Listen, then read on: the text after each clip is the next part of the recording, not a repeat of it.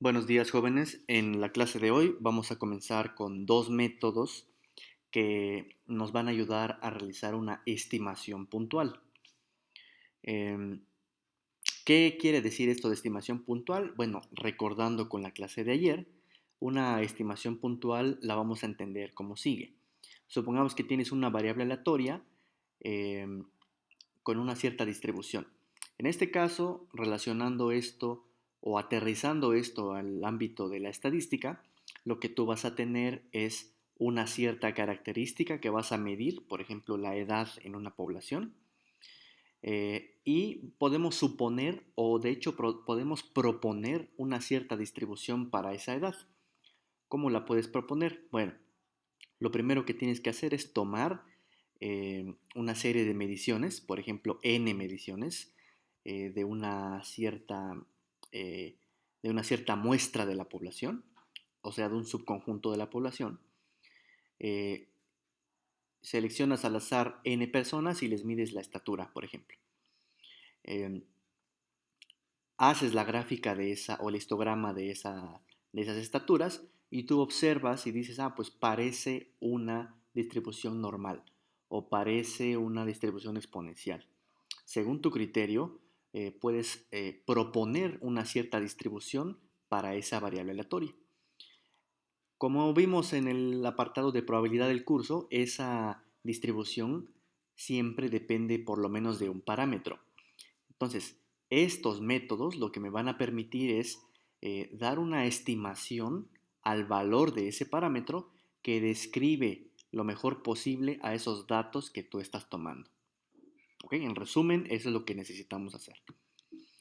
Eh, También como recordatorio, eh, algo importante es que esas observaciones las estamos llamando como X minúsculas, pero por conveniencia lo estamos pasando a X mayúsculas, de forma que cada X mayúscula en realidad es una variable aleatoria.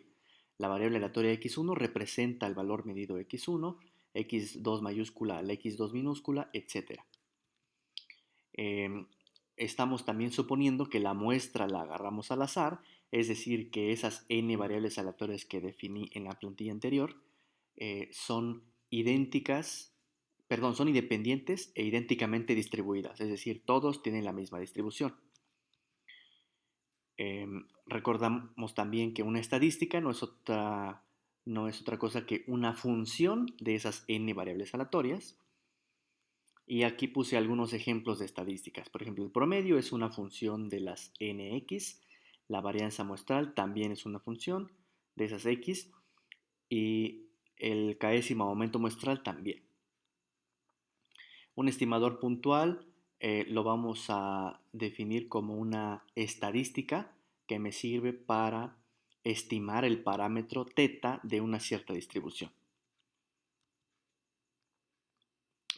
Ok. Entonces, el primer método que vamos a ver en esta clase es el que voy a abordar en este primer video y se llama método de momentos.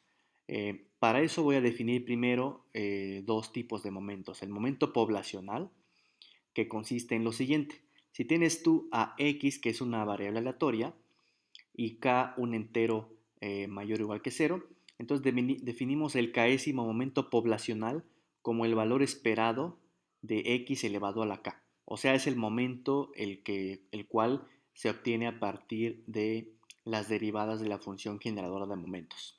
¿Ok? ¿Por qué? Porque aquí tienes una cierta variable aleatoria, por lo tanto tú debes conocer su distribución, a lo mejor es exponencial, a lo mejor es uniforme, gaussiana, binomial. Por lo tanto, en principio podrías calcular el valor esperado de x a la k usando la distribución, o sea, la función masa o la función densidad. Por otro lado, eh, olvidándonos de que tengo una variable aleatoria y en lugar de eso ahora tengo una muestra aleatoria, que significa una serie de n variables aleatorias independientes e idénticamente distribuidas, entonces defino el momento muestral como 1 entre n por la suma de xi elevado a la k, donde xi representa eh, cada una de estas variables aleatorias.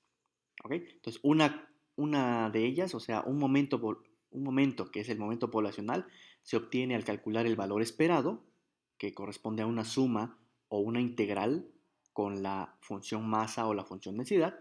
Y por otro lado, el momento muestral corresponde a una especie de promedio utilizando las variables aleatorias que corresponden a los valores observados. Resulta que el método de momentos para estimar parámetros consiste en igualar esos dos momentos. En decir, bueno, podemos suponer que el momento poblacional es igual al momento muestral.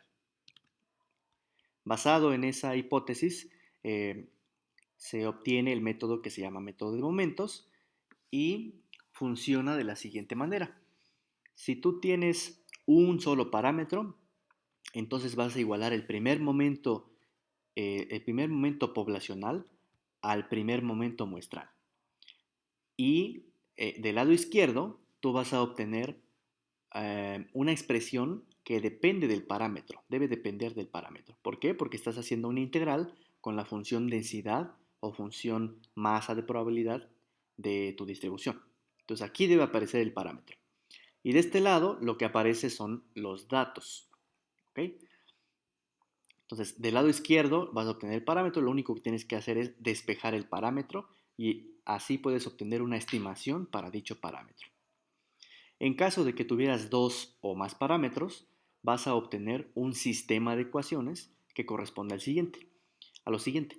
Igualas el primer momento poblacional al primer momento muestral y además igualas el segundo momento poblacional al segundo momento muestral y así, para cada parámetro obtendrías una ecuación, de forma que tengas el mismo número de ecuaciones que de parámetros. Con los ejemplos va a quedar más claro. Primer ejemplo. Supongamos que tienes x, una variable aleatoria, con función densidad de probabilidad dada por esta función.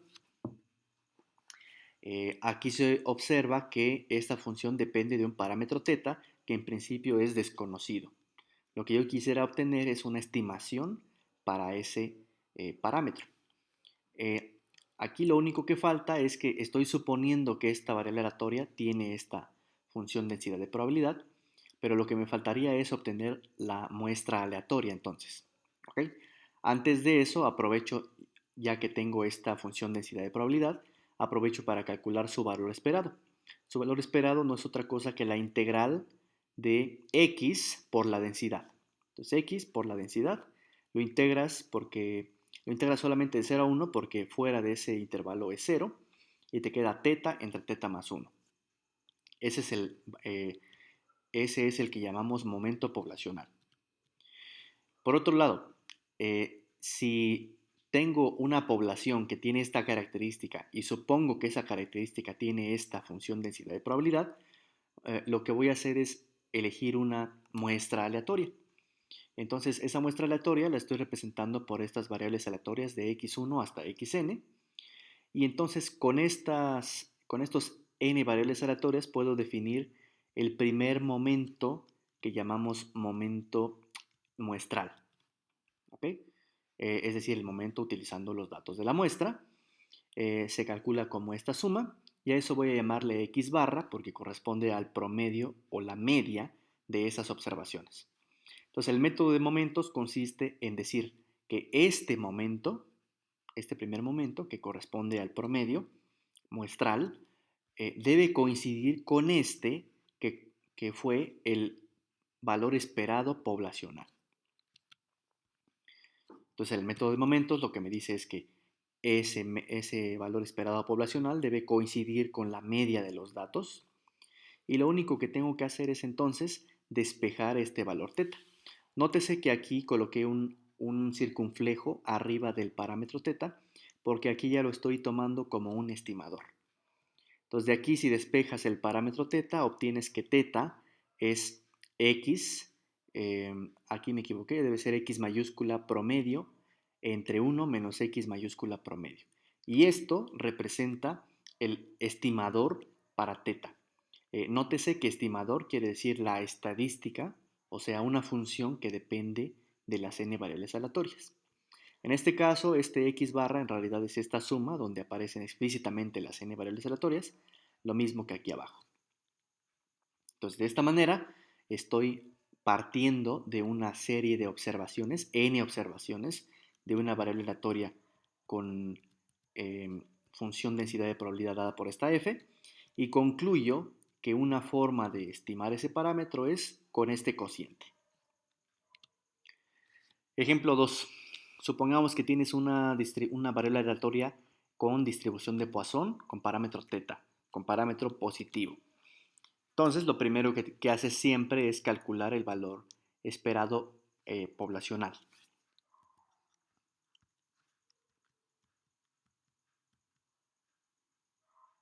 ¿Ok?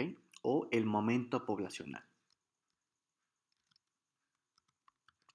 Entonces, lo que ocurre es lo siguiente. Cuando tú calculas el primer momento poblacional, resulta, por lo que vimos en la parte de probabilidad, que el promedio de una distribución de Poisson corresponde con el parámetro de esa distribución. Entonces podemos escribir directamente esto.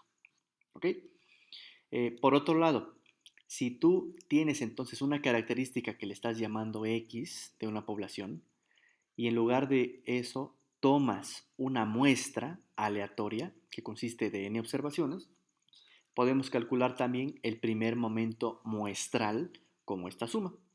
Entonces, si utilizamos el método de momentos, lo que me dice es que este momento, que vale θ, debe corresponder con este primer momento.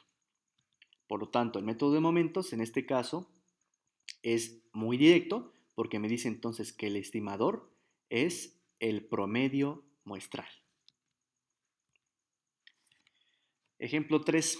Estos dos ejemplos anteriores, el 1 y el 2, consistieron en ejemplos donde la distribución depende de un solo parámetro. Pero ¿qué pasa si la distribución depende de dos parámetros? Por ejemplo, esta. Supongamos que tienes una variable aleatoria o una característica de una población con una distribución normal, con media mu y de desviación estándar sigma. Entonces, de la parte de probabilidad que hemos estudiado, nosotros sabemos que el promedio o el valor esperado de x, el valor esperado o el momento poblacional vale mu, y el segundo momento poblacional es la varianza más el promedio al cuadrado. El método de momentos me dice que este primer momento debe corresponder con el promedio muestral y que este segundo momento debe corresponder con el segundo momento muestral. Aquí está. Entonces, en este caso se obtienen estas dos ecuaciones porque tengo dos parámetros. Entonces obtienes dos ecuaciones con dos incógnitas. ¿Cuáles son las incógnitas? Los parámetros mu y sigma, que cabe notar nuevamente que aquí ya los coloqué con un circunflejo arriba, lo cual significa que están representando estimadores. ¿Cómo resuelvo este sistema? Pues lo más fácil es sustituir la ecuación 1 en la ecuación 2. Entonces, en lugar de mu cuadrado aquí, pongo el promedio cuadrado. Y entonces, las soluciones es que el primer parámetro mu debe coincidir con la media muestral o el primer momento muestral. Y sigma cuadrada, que es el segundo parámetro, debe corresponder entonces, cuando lo despejas de acá, en esta suma menos mu cuadrada. O sea, esta suma menos el promedio al cuadrado. Aquí está. Pero resulta que esta suma la puedes factorizar así, realizando el proceso inverso de la varianza, y este último renglón resulta que es la varianza de datos no agrupados. Entonces lo que estamos concluyendo es que si tienes una muestra y supones que la distribución es normal, los parámetros, el parámetro mu debe corresponder con el promedio muestral y el parámetro sigma cuadrada debe corresponder con la varianza muestral. Algunas notas o comentarios respecto a este método son los siguientes. Cabe aclarar que este método, para empezar, no es un método infalible. Es muy probable que existan casos donde no me da parámetros correctos o me da estimaciones lejanas a lo que yo necesito. Entonces, algunas notas son las siguientes. Primero, este método es razonable. ¿Qué quiere decir? que se está basando en un principio probabilístico importante que se llama ley de los grandes números. Este principio me dice lo siguiente. Si tú tienes una sucesión infinita de variables aleatorias independientes e idénticamente distribuidas, tales que su valor esperado no es infinito y todas tienen el mismo valor esperado, el mismo promedio, entonces se cumple esto. ¿Esto cómo lo leemos? Lo podemos leer como la probabilidad de el promedio muestral cuando el número de variables aleatorias tiende a infinito. eh, Nuevamente, la probabilidad de que el promedio muestral converja al promedio de una de estas variables aleatorias conforme el número de variables aleatorias tiende a infinito es 1. En otras palabras, la ley de los grandes números lo que me está diciendo es que yo puedo hacer una correspondencia con el promedio muestral, o sea, el valor esperado muestral y el valor esperado poblacional, siempre y cuando el número de variables aleatorias sea muy grande. En este caso, ¿a qué corresponde el número de variables aleatorias? Corresponde al número de observaciones que tú realices de la característica que quieres estudiar de tu población. Entonces, esa es algo que nos da un poco de confianza para justificar este método. Otras notas son las siguientes. Una de las ventajas de este método es que se puede aplicar para distribuciones discretas o continuas. Algunas desventajas son las siguientes. Presupone que los primeros momentos poblacionales, o sea, estas integrales, existen. Eh, Estas de aquí. Presupone que estas integrales existen, lo cual no siempre ocurre. También presupone que el sistema de ecuaciones, aquí está el punto 4, tiene una solución única. Entonces, como vimos en el ejemplo anterior, estas dos ecuaciones sí tuvieron solución única, pero puede ser que no tengan solución única. Y por último, los valores que se obtengan como soluciones de este sistema de ecuaciones puede ser que no sean parte del espacio que llamamos espacio parametral. Si recuerdan, el espacio parametral eran los valores posibles que puede tomar el parámetro. Sin embargo, pues este método lo único que hace es resolver el sistema de manera algebraica. Entonces puede ser que esas soluciones que obtengas estén fuera del espacio parametral. Esas son algunas de las ventajas, las cuales tenemos que tener en cuenta siempre que utilicemos este método. Con esto terminamos el primer video de hoy y en el segundo vamos a abordar el segundo método que se llama método de máxima verosimilitud. Nos vemos.